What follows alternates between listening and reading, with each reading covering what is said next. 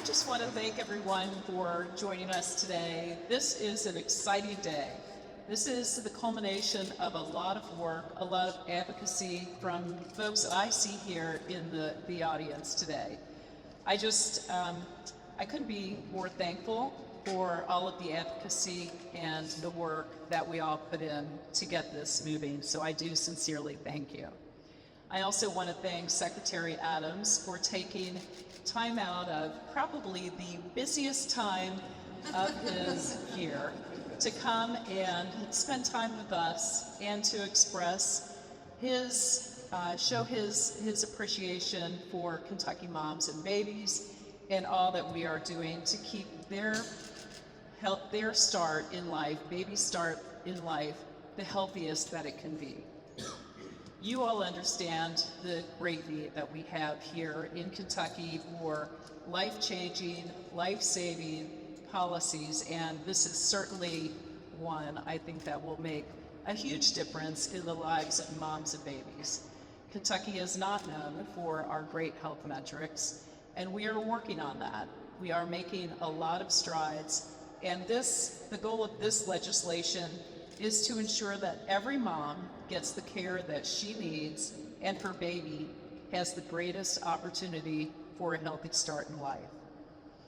You know, we should never lose a mom and a baby in that year following childbirth due to a gap or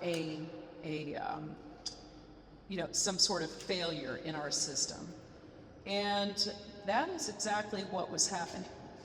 So at my invitation, I convened a bipartisan, bicameral group of legislators and stakeholders, and we began really digging down on the data and trying to understand what was it that was happening with moms and babies. Why do we have this high maternal mortality rate?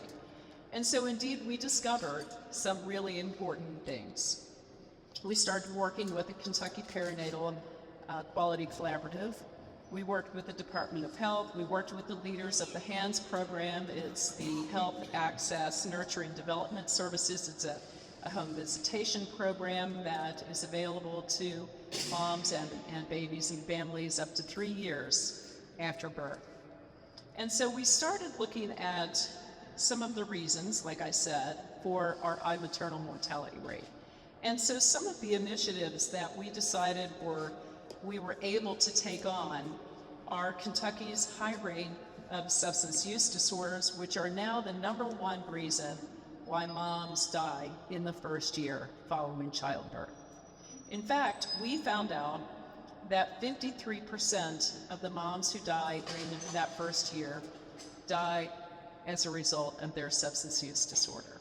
And then another 14% are falling under the category of drug involvement somewhere in their death.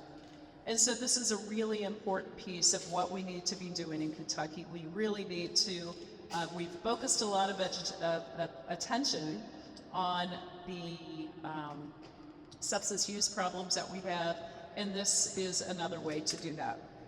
House Bill 10, which is what the bill started out as, House Bill 10, and then became Senate Bill 74, and Senator Fromeyer could talk a little bit about that in a minute.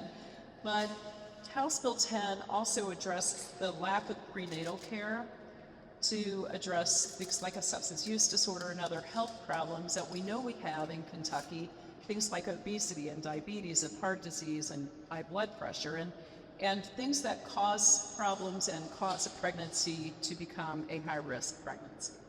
It also addresses the lack of mental health care that we have here for moms during pregnancy and even following pregnancy. And it also addresses just a general lack of awareness and education. And so this is why we involved the HANDS program and expanded what the HANDS program could do, because they are the ones in the houses with the families and really understanding the needs. And so this legislation also builds on the extension of Medicaid coverage for up to 12 months postpartum, which I worked on and passed in 2022. And it picks up on the success of that program in allowing for a coordination of care, some continuity of care, and keeping moms and their babies healthy when they need it the most. In our work group, we discovered that pregnancy was not considered a qualifying life event for insurance coverage. There was no structured mechanism to access mental health care quickly. And Kentucky families lacked support during the postpartum period to keep mothers, babies, and their families healthy.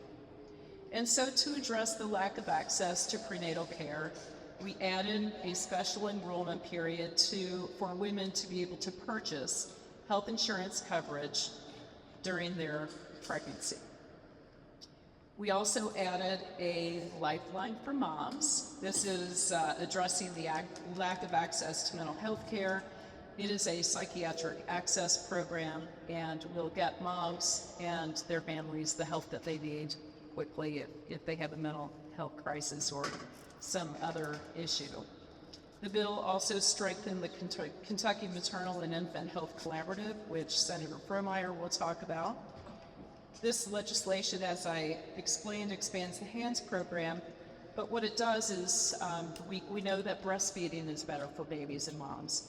And so it adds breastfeeding education and consultation, and it also requires coverage, insurance coverage for lactation supplies.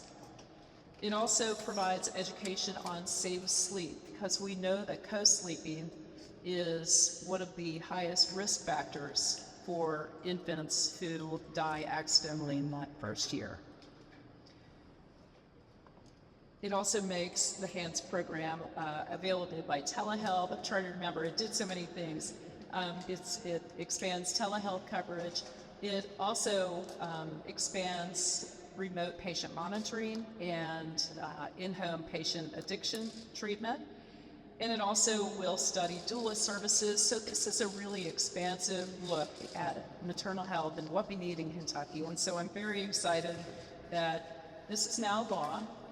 And I'm very excited to celebrate that win today, the win for moms and the win for babies. I'm very proud of the work we're doing to address maternal and infant health in Kentucky. This is a great starting point. We will continue this work by taking a look at data collection and oversight.